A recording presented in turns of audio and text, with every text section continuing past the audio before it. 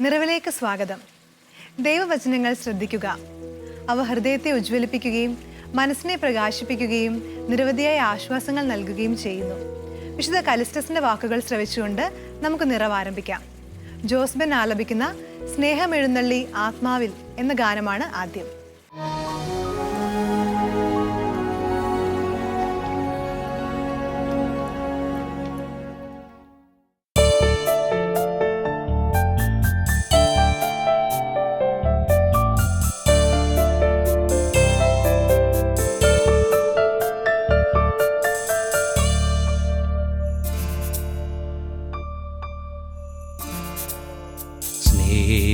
സ്നേഹമെഴുന്നള്ളി ആത്മാവിൻ വേദിയിൽ പൂമഴയാലെന്നെ ധന്യനാക്കാൻ.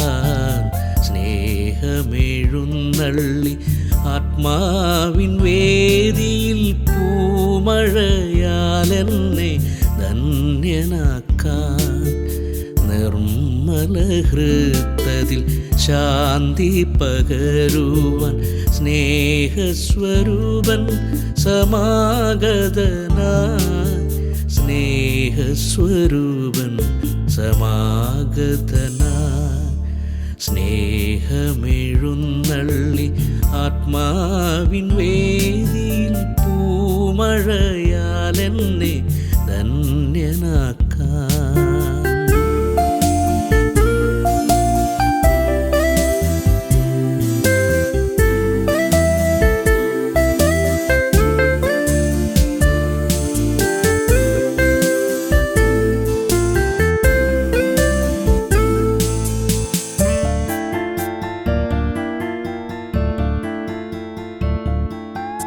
പാഴ്മൂളം തണ്ടിൽ പഥികനാമെന്നെ നീ ഈണത്തിൽ പാടുന്ന വേണുവാക്കൂ.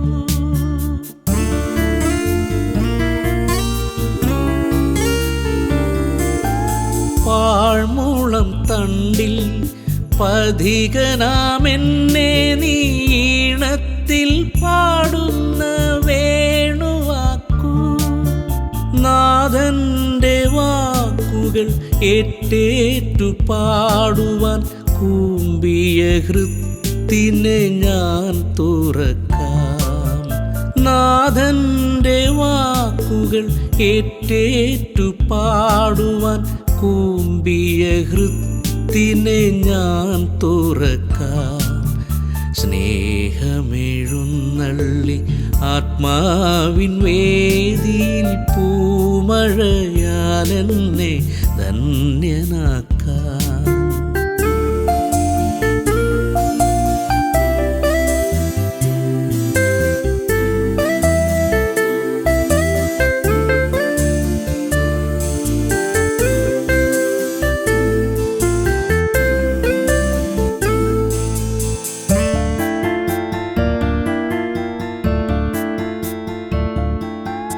ഒലിവില പാടിയ ഓശാന ഗീതികൾ ഓർമ്മയിൽ ഞാനെന്നും ഓമനിക്കാം.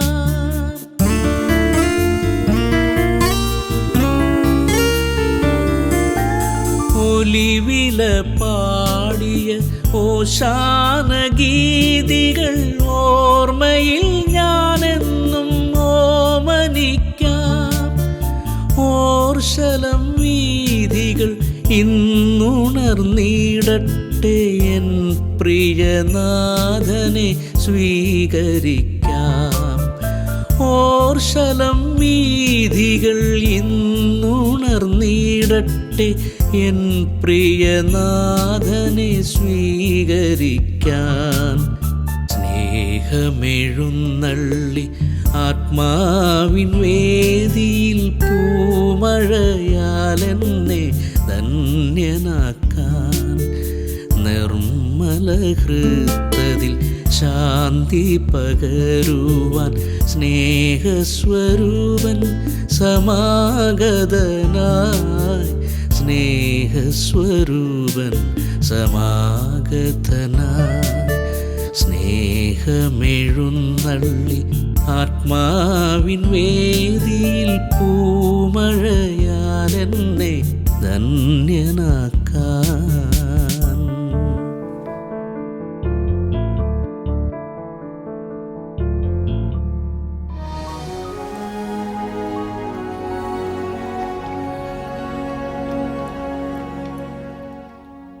തോട്ട്സ് ഫോർ ലൈഫിൽ ഇന്ന് നമ്മോട് സംസാരിക്കാൻ എത്തുന്നത് ഫാദർ സിറിയ കോട്ടയിലാണ്. അച്ഛനൊരു കഥയാണ് നമ്മോട് പറയുന്നത്. കഥയുടെ പേര് പട്ടിയുണ്ട് സൂക്ഷിക്കുക.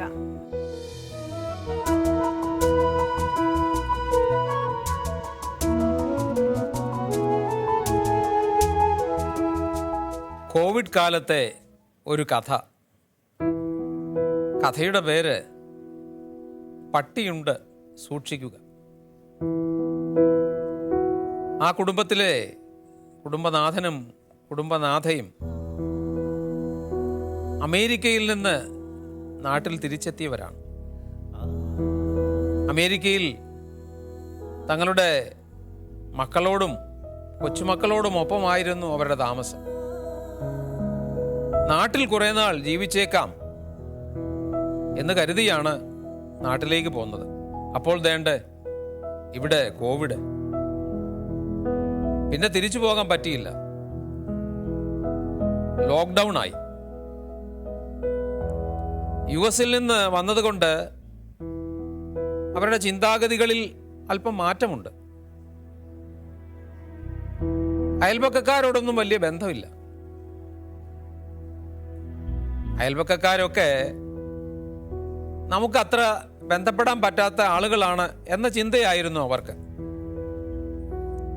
ഏതായാലും ദിവസങ്ങൾ മുമ്പോട്ട് പോയി. ഈ വീട്ടിൽ ആകെ പുറത്തുനിന്ന് കയറി വരുന്നത് നാട്ടിലെ തന്നെ ഒരു ജോലിക്കാരത്തിയാണ്. വീട് അടിച്ചു വാരിയിടാനും പാചകത്തിന് സഹായിക്കാനും ഒക്കെ ആ സ്ത്രീയുണ്ട്. ഇവരെ സംബന്ധിച്ചിടത്തോളം ഞാൻ മുമ്പ് പറഞ്ഞതുപോലെ പുറത്തേക്ക് യാതൊരുവിധ ബന്ധവുമില്ല. പക്ഷേ അയൽപക്കക്കാർക്കൊക്കെ അറിയാം ഇവർ രണ്ടുപേരും ഇവിടെ താമസിക്കുന്നുണ്ടെന്ന്. അങ്ങനെ ഇരിക്കെ ഒരു ദിവസം ഈ കുടുംബനാഥന് കലശലായ അസ്വസ്ഥത ഉണ്ടായി. ഈ കുടുംബനാഥ വിചാരിച്ചില്ല ഇദ്ദേഹത്തിന് കോവിഡ് ആണെന്ന്. പക്ഷേ ലക്ഷണങ്ങൾ കണ്ടപ്പോൾ സാവധാനം ഈ സ്ത്രീക്ക് സംശയമുണ്ടായി, കോവിഡ് ആണോന്ന്. പെട്ടെന്ന് സഹായത്തിനായി അയൽപക്കത്തെ സ്ത്രീയെ ഈ കുടുംബനാഥ കൈകാട്ടി വിളിച്ചു. അവർ ഓടി വന്നു. ഈ സ്ത്രീയുടെ ഭർത്താവ് ഒരു ഡ്രൈവറാണ്. പെട്ടെന്ന് ഈ സ്ത്രീ തൻ്റെ ഭർത്താവിന് ഫോൺ ചെയ്തു. അയാൾ ഓടിയെത്തി.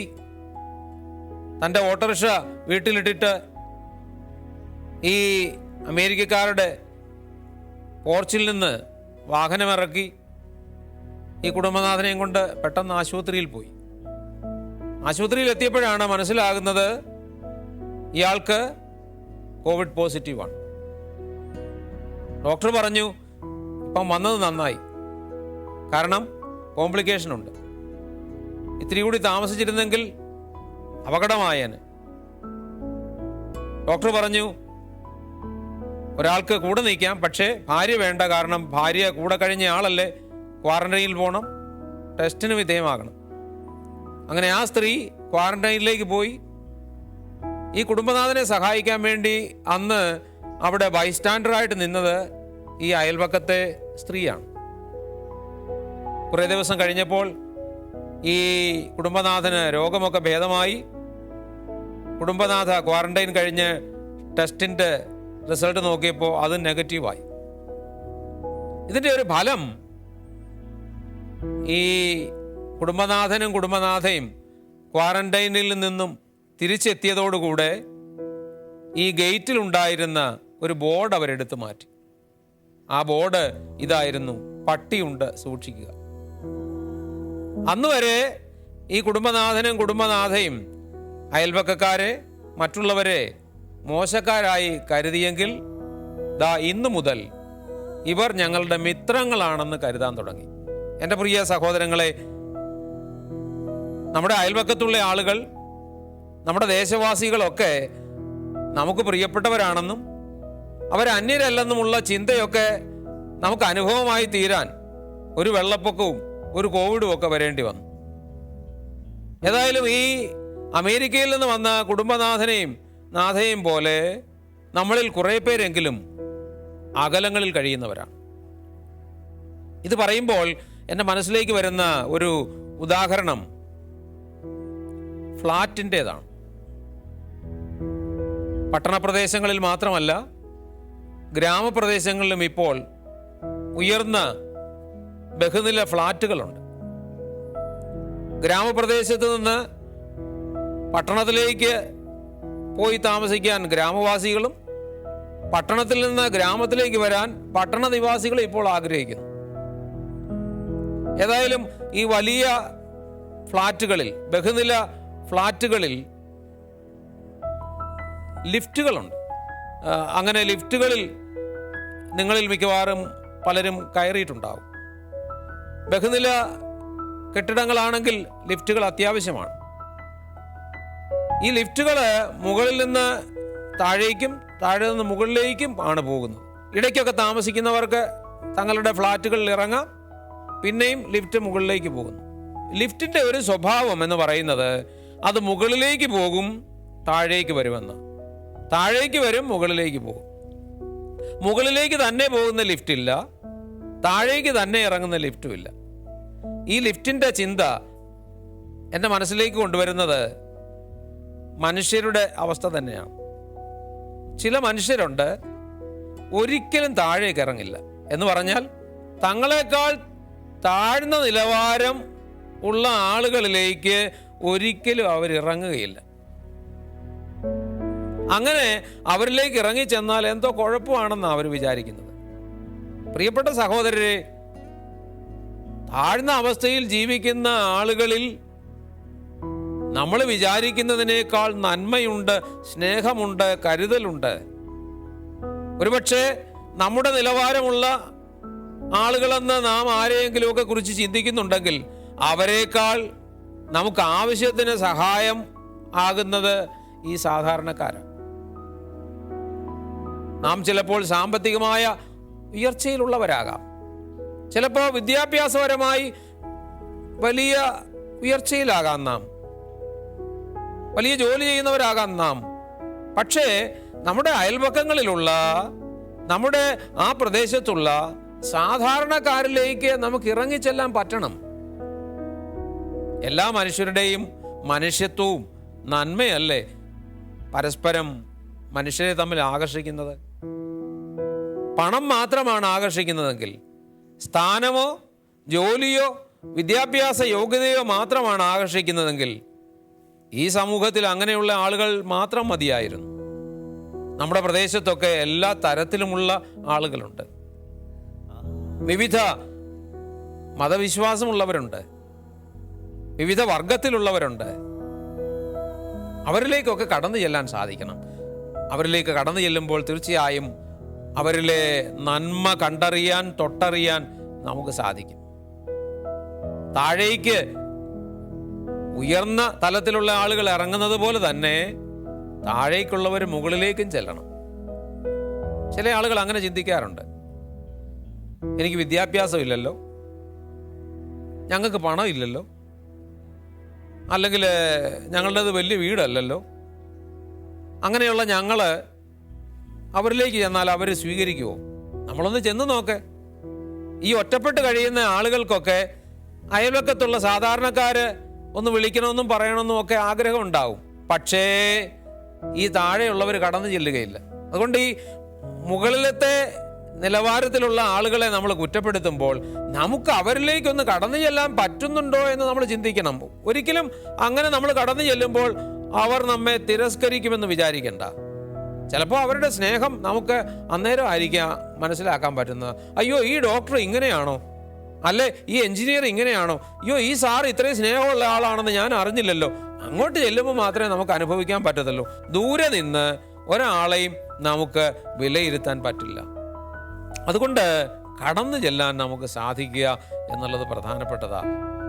ഉയർച്ചയിലേക്കും താഴ്ചയിലേക്കും നമുക്ക് പോകാൻ സാധിക്കണം. ഉയർന്നവരിലേക്കും താഴ്ന്ന നിലവാരമുണ്ട് എന്ന് നമ്മൾ ചിന്തിക്കുന്ന, അല്ലെങ്കിൽ താഴ്ന്ന നിലവാരമുള്ള ആളുകളിലേക്ക് നമുക്ക് കടന്നു ചെല്ലാൻ സാധിക്കണം. അവരിലെ നന്മ നമുക്ക് കാണാൻ സാധിക്കണം. അവിടെ നമ്മെ സംബന്ധിച്ചിടത്തോളം വലിയ സന്തോഷമുണ്ടാകുമെന്നത് പ്രധാനപ്പെട്ടതാണ്. ഞാൻ ഈ വിവിധ തലങ്ങളിലുള്ള ആളുകളിലേക്ക് കടന്നു ചെല്ലുന്നത് പോലെ തന്നെ പ്രധാനപ്പെട്ടതാണ് നമ്മുടെ ജീവിതത്തിൻ്റെ താഴ്ന്ന തലങ്ങളിലേക്ക് കടന്നു ചെല്ലുക എന്ന് പറഞ്ഞാൽ, ഒരു ഡോക്ടറെ സംബന്ധിച്ചിടത്തോളം ആ ഡോക്ടർ വീട്ടിൽ വരുമ്പോൾ ഡോക്ടർ ആകണ്ട. വീട്ടിലെ ഭാര്യയ്ക്കും മക്കൾക്കും ആവശ്യമുള്ളത് ആ വീട്ടിലെ പപ്പായയാ, ഡാഡിയെയാ, അച്ചാച്ചനെയാ. അവിടെ അദ്ദേഹം പപ്പായായാൽ മതി, ഡാഡിയായാൽ മതി, അച്ചാച്ചനായാൽ മതി. ഡോക്ടറെ സംബന്ധിച്ചിടത്തോളം ആശുപത്രി ഡോക്ടറാ, അദ്ദേഹം ഉയർന്ന നിലവാരത്തിൽ ഇരിക്കുക. അങ്ങനെ ചെയ്തു, അങ്ങനെ ഇരുന്നു, കുഴപ്പമില്ല. പക്ഷേ വീട്ടിൽ വന്നു കഴിയുമ്പോൾ ഡോക്ടറാണെന്ന് പറഞ്ഞ് മുകളിലിരിക്കണ്ട. ആ വീട്ടിൽ കുടുംബനാഥനാ, അപ്പനാ, അല്ലെങ്കിൽ അമ്മ ജീവിച്ചിരിപ്പുണ്ടെങ്കിൽ മകനാ. അതുകൊണ്ട് ആ അവസ്ഥയിലേക്കൊന്ന് ഇറങ്ങി വരിക എന്നുള്ളത് പ്രധാനപ്പെട്ടതാണ്. അവിടെയാ യഥാർത്ഥത്തിൽ നമുക്ക് ജീവിതത്തിൻ്റെ സുന്ദരമായ അനുഭവം ഉൾക്കൊള്ളാൻ പറ്റുന്നത്. നമ്മളെ വീടിനുള്ളിൽ മാത്രമല്ല, ആ പരിസരത്തേക്കൊക്കെ ഒന്ന് ഇറങ്ങണം. വളർത്തുമൃഗങ്ങളൊക്കെ ഉണ്ടെങ്കിൽ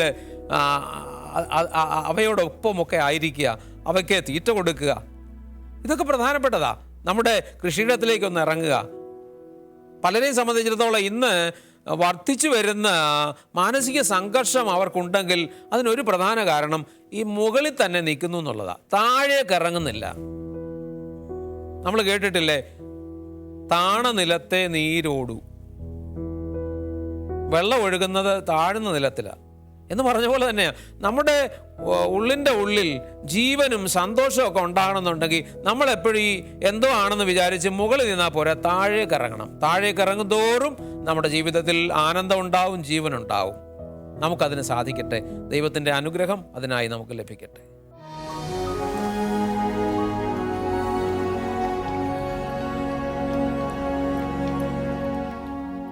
പോസിറ്റീവ് വൈബ്സിൽ പതിവ് പോലെ നിശ്ചയിച്ച് റെഡിയാണ്.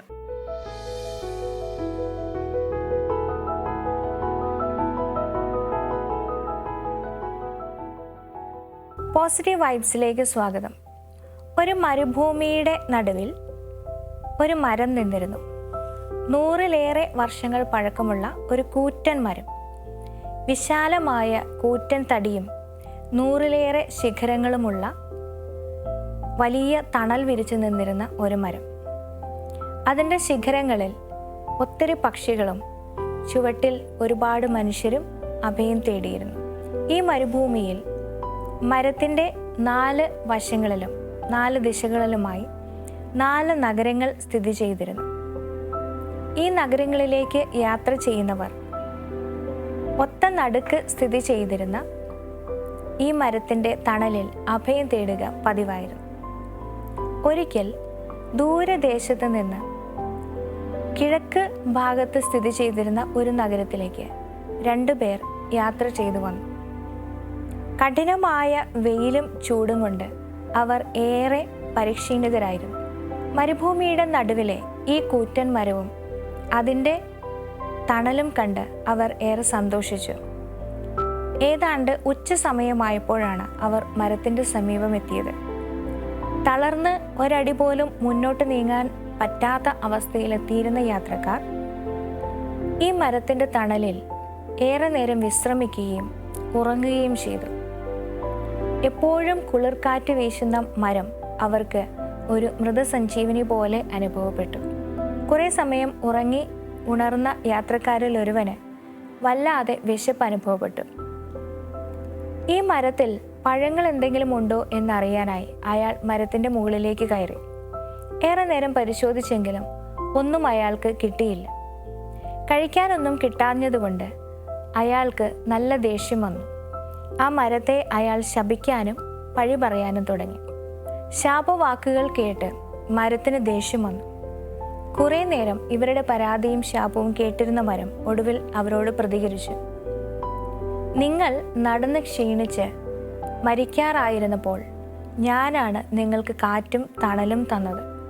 ഞാനിവിടെ ഇല്ലായിരുന്നുവെങ്കിൽ നിങ്ങൾ ഇതിനോടകം മരിച്ചു വീണേനെ.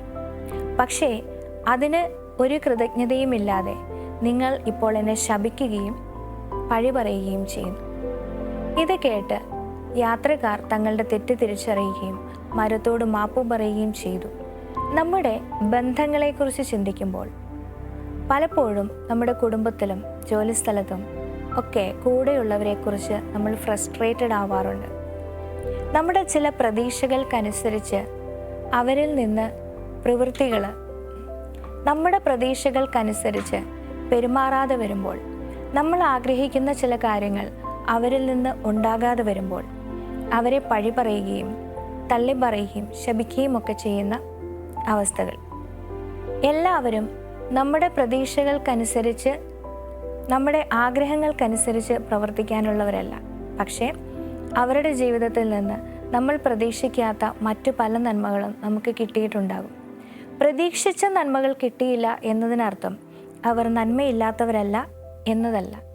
നമുക്ക് കിട്ടിയിട്ടുള്ള അനേകം നന്മകൾ വെച്ച് നോക്കുമ്പോൾ ചിലപ്പോഴൊക്കെ കിട്ടാതെ പോകുന്ന നന്മകൾ നിസ്സാരമാണെന്ന് നമുക്ക് മനസ്സിലാകും.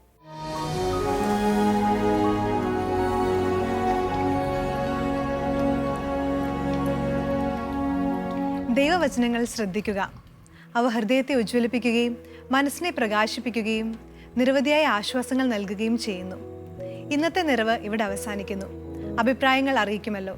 നാളെ ഇതേ സമയം കണ്ടുമുട്ടുന്നതുവരെ പരസ്പരം പ്രാർത്ഥനയിൽ ഓർമ്മിക്കാം. ഈശോ മിശിഹായ്ക്ക് സ്തുതിയായിരിക്കട്ടെ. സ്നേഹമെഴുന്നള്ളി ആത്മാവിൻ വേദിയിൽ പൂമഴയാലെന്നെ ധന്യനാക്കാൻ.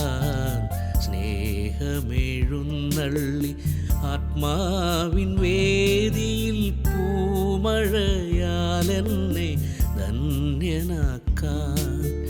നിർമ്മല ഹൃദയത്തിൽ ശാന്തി പകരുവാൻ സ്നേഹസ്വരൂപൻ സമാഗതനായി. സ്നേഹസ്വരൂപൻ സമാഗതനായി. സ്നേഹമെഴുന്നള്ളി ആത്മാവിൻ വേദിയിൽ പൂമഴ